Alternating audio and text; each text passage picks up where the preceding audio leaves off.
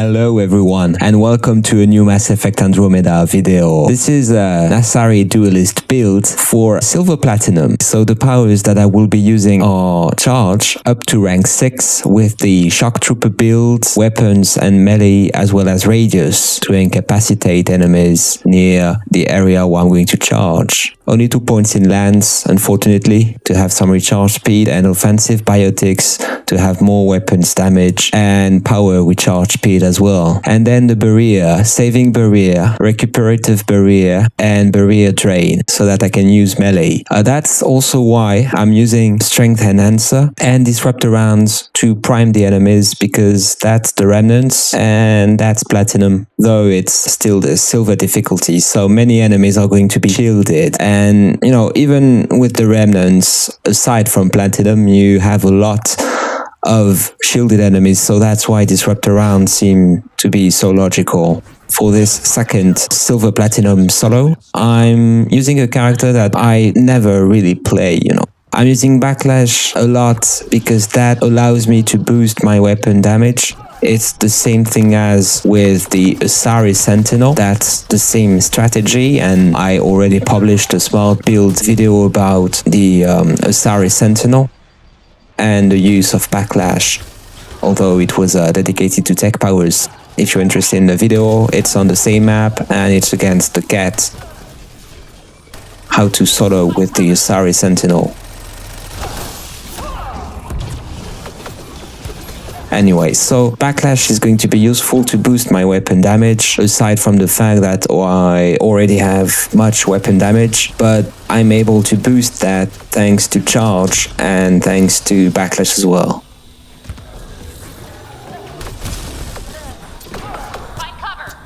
It's a pistol-based build. As often, I use the Hurricane and the Ashore Siphon.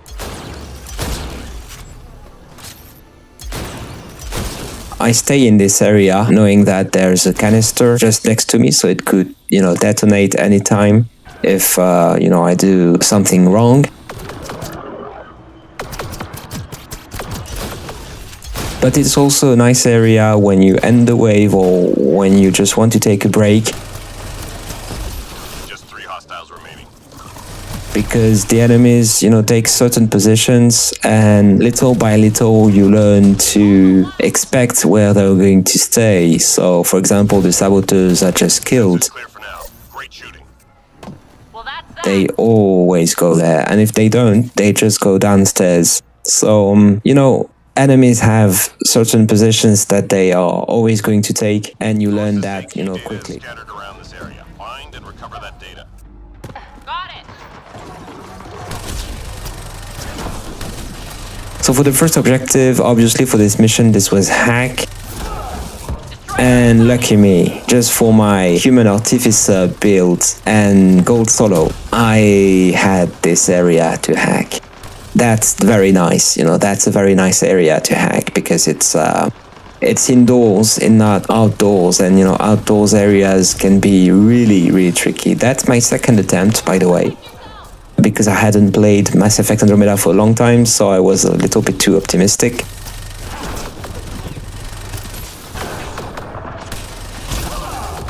For a change, she's a very flimsy character, as we know.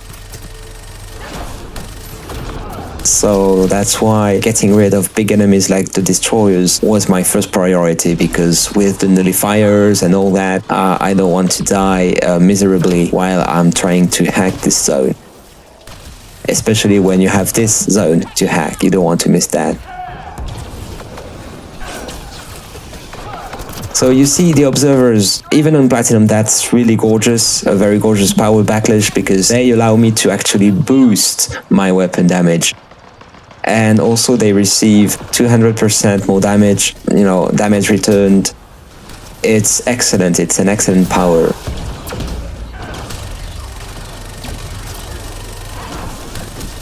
So in case, the destroyer respawned as it just did next to the hacking area, then just focus fire on it for a little while. At least break the turret and try to make it open its mouth as soon as you can. because if you stay in cover, the destroyer will come to you. But if you show yourself, even for a couple of seconds, then that might trigger its main, animation with the central missile thing.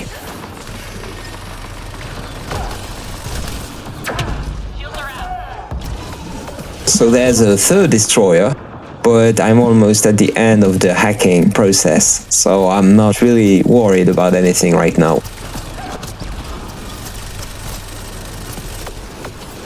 As you know, only addies come to you on wave 2, and nullifiers behave a little bit like the destroyers in the sense that if you stay in cover, they, might get to you. Especially if they can't target you with their annoying blast, Shields are out.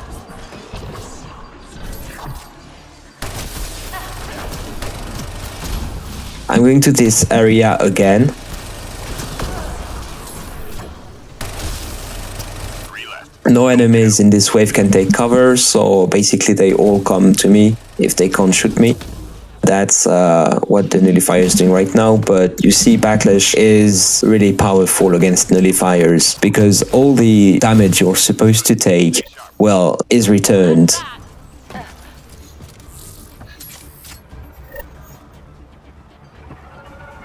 Enemies incoming.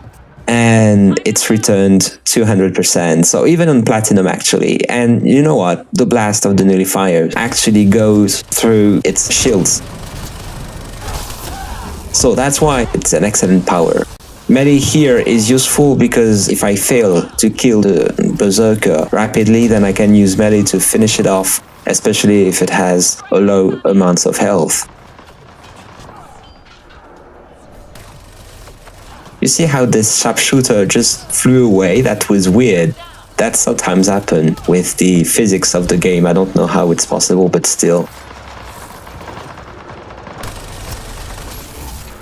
It's the same thing for the sharpshooter. If you know where they are going to take cover, then you can just shoot them more easily.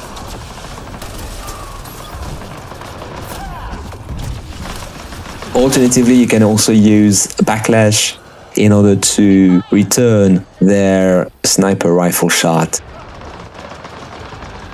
which can be, really, really powerful, as you know.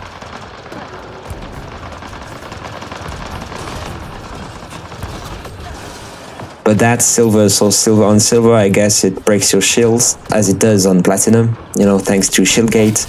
I got no shield. Basically, shield gate actually reduce the damage taken. If, let's say, you have 2000 shields and 100 health, for instance, it's like Mass Effect 3, in a sense, then if a sharpshooter shot is worth, 1200 damage, then you're just going to take 1000 damage thanks to shield gate.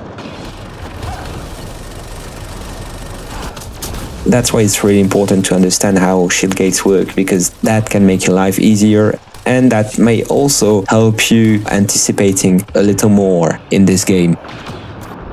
And that's something that you want to do, especially if you take missions as difficult as the Silver Platinum mission.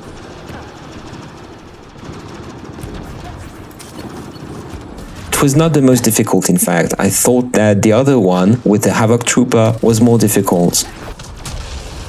Well, simply put, if I use the Havoc Trooper, it means that this was difficult, because that's one of the characters I use when I play solo on Platinum, usually. I like her very much, even if, she's not physically as attractive as other characters.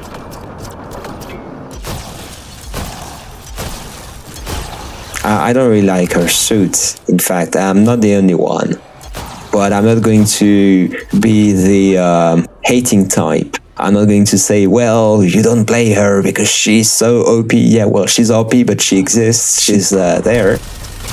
All enemies clear. Keep it up. And she's like, many characters in Mass Effect 3. So saying that playing with siphon weapons or with other powered character is not, about skills is wrong. It's not because a character is OP or because you have siphon weapons that you know how, when, and why to use them, or to do what you have to do with the characters, for instance. Think about the Avenger, for example. If you don't know precisely when to activate the stealth grid, and let's say a Hydra is aiming at you, then if you don't activate the stealth grid at one precise moment, then you're not going to unfortunately survive because the missiles can track you. And that's something that I know the other guy I often play with, all my platinum duos, just have a look at the playlist if you're interested. I know that the first time he got this character, he failed to understand how she worked. And it took him like, I don't know, I guess 40 hours before he really grasped the character and, accepted to play her, because for a very long time he refused to play her as a result. Because he was saying, no, she's not so powerful, and so on and so forth. And, well, fortunately I had my platinum solo, how to solo easy with the Avenger, to help him understand this character, because she's brilliant, in fact. Even if she cannot take hacking and upload objectives on her own when soloing on platinum, for instance, she's very, very gorgeous for all the rest. So, especially against the outlaws, but just have a look at my solo if you're interested. So yeah, the Progenitor, the target objective is always very difficult, even on Silver Platinum.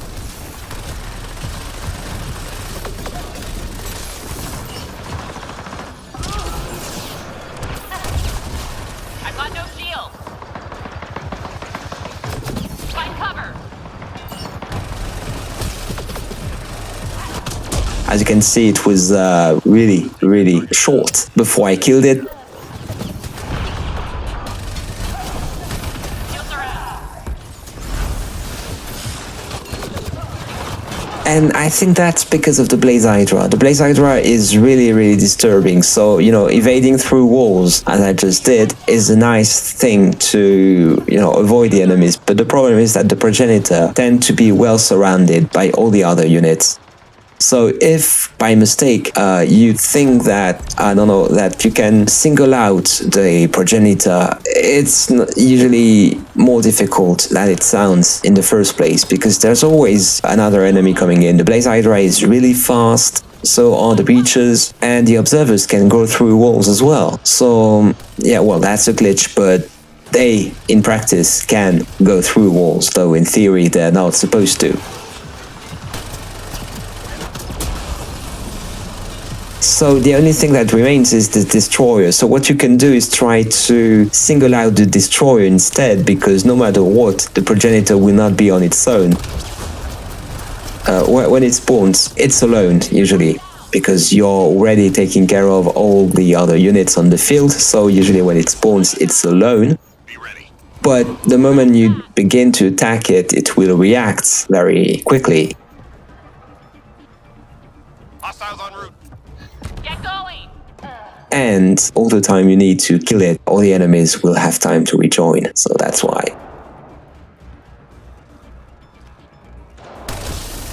Wave 5 works a little bit the same way, except that instead of having a Hydra, you have Saboteurs. You might think, well, that's not the same thing. Of course it's not the same thing, but the problem is that I think you have between 3 and 4 Saboteurs, if I'm not mistaken. And, even 3 Saboteurs, it's radical, really. I already mentioned it in the video. The first shot just kills your shield and goes through Shield's Gate. The second shot then brings you to Health Gate. And the last shot just kills you right away. So you see that if the 3 Saboteurs are together, you're just as good as dead. And on Silver, it's a bit more easier, but because they have purple nameplates, they can just deal much damage to you. Get your head down.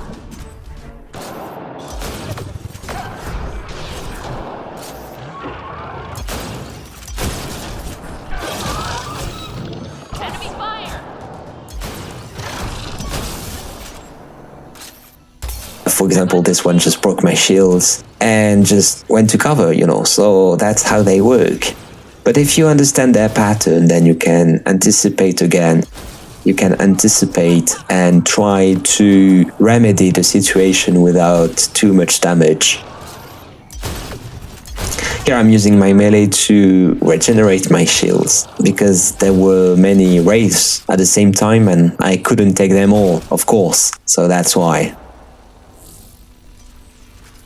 Otherwise, I'm using disruptor rounds to prime the observers and lands to detonate my combo. That's why I put 2 points in lands, so as to have more recharge speed. Otherwise, it might take a little bit longer and you can feel the difference really.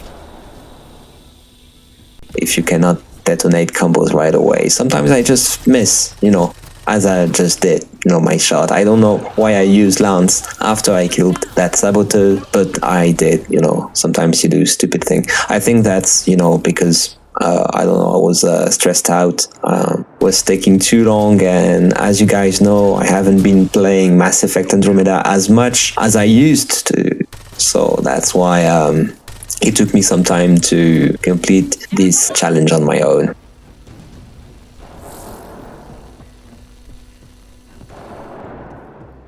I deliberately left the progenitor on its own for the reasons I explained in the previous wave. If you awake the progenitor on wave 5, or if it awakens on its own, then the wave is going to be really, really different. First, there will be more enemies on the field, given that the progenitor can summon up to 4 observers, and you obviously don't want that. And second, it's also more difficult to stay in an area as I did for this wave. Reload. We're tracking reinforcements. Don't get cocky. So as you can guess, wave 6, I have a Vanguard, so the first thought you might have in mind should be, well, you can travel through the map very rapidly. Recovery request. Locate and recover objects of interest. On it. Well, you'll see. First, I tried to make the Hydra blinds for reasons that I need not explain, of course. It's obvious. And then I brought all the enemies on the roof. Protect yourself. There were the 2 destroyers on my way, so I had to use another Cobra, which, by the way, surprisingly enough, but that's silver, that's not platinum, was enough to kill the destroyer. Shields down. And that's why I, prefer saving my shields ops back. It's just for these kind of objectives, because I know that I'm going to need them. So that's why on most solos, not on this one, because on this one I didn't die, well, as of now, I haven't died yet, so, I didn't use my Medigel, but usually I try to avoid using my shields ups packs, simply because of these objectives, of these very objectives, when you have to travel around the map or to stay up while disabling a device. If you lose the object, you have to start all over again, so that's why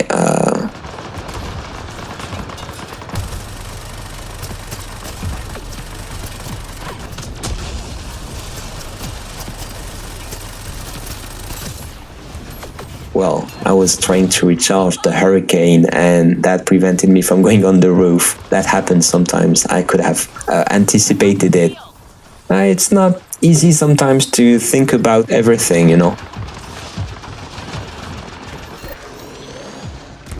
And sometimes it's even more easily said than done, or easily thought as well. You have the thought after you did the mistake. That happens to me all the time.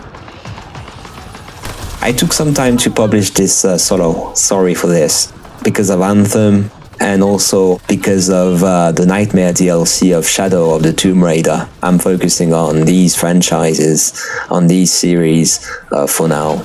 Almost done. Got the drop.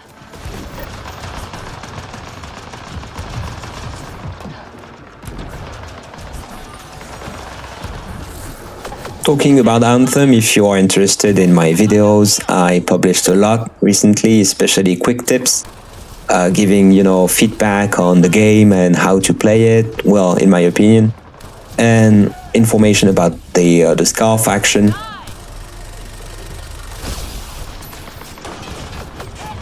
And I think from what I have right now, and the images, the pictures that I'm seeing right now in comparison with what I have experienced in the last 48 hours, well, Mass Effect Andromeda was really different from Mass Effect 3 multiplayer, to be honest. That's the impression I got right away. Waves were shorter, well, the overall match was shorter, but waves were longer. Enemies were conceived based on the feedback that the developers had from Mass Effect 3. And you can clearly see that, enemies shooting through walls like nullifiers, enemies coming to you very rapidly, brutes used to be very slow, so instead they introduced the berserkers and things like this, And Anthem is exactly the same thing. I mean, all the negative points of Mass Effect Andromeda multiplayer have been fixed in Anthem. Well, all I'm not sure because, I've been playing like for 12 hours.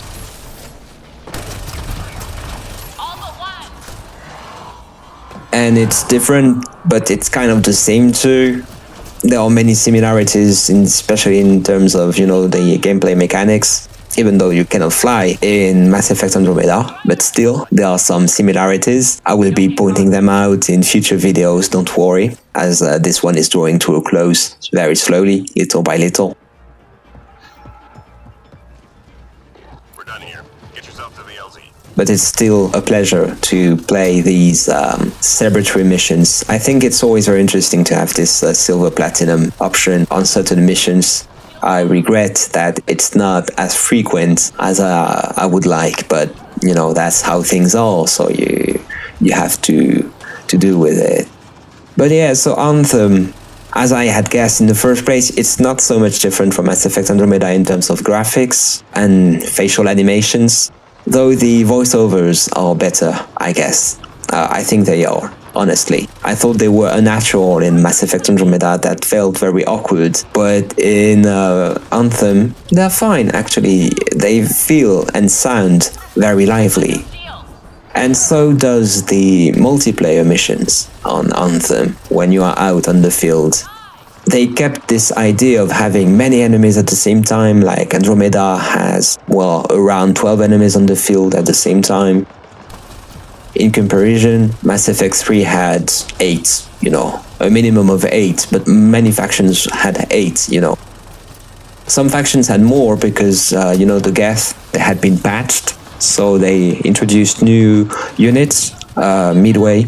So they, sometimes the Geth have more units on the field than other factions, but basically it's the same overall feeling. It's not too overwhelming, though the enemies are more impressive, bigger. But on Mass Effect Andromeda, it's all about the crowd, you have to crowd control all the time, and that's basically the same thing, but I thought that Anthem was more forgiving, especially the health gate. The health gate was so forgiving in many, many instances. I will be publishing videos about it. Well, and the enemies also, you have flying anointeds. So, for example, two nice enemies they introduced in Mass Effect Andromeda in comparison with Mass Effect 3 were the anointed and the observers, and they mixed the two, and that gave the Scar Hunter. It's basically a flying enemy shooting with a very, very fast-firing weapon. And also many other elements I will be commenting upon in future videos. Anyway, thank you for watching this one. I hope you enjoyed it. I will be posting Mass Effect Andromeda content in the future, don't worry, but not as frequently as I used to. So let's open this celebration pack to finish this video. Oh, and the first card is a weapon, and that's the Valiant. A very nice sniper rifle, by the way. Thanks for watching. I see you in the next video. Don't forget to like, share, and subscribe if you enjoyed this video, and I catch you in the next one. I exalt out. Bye.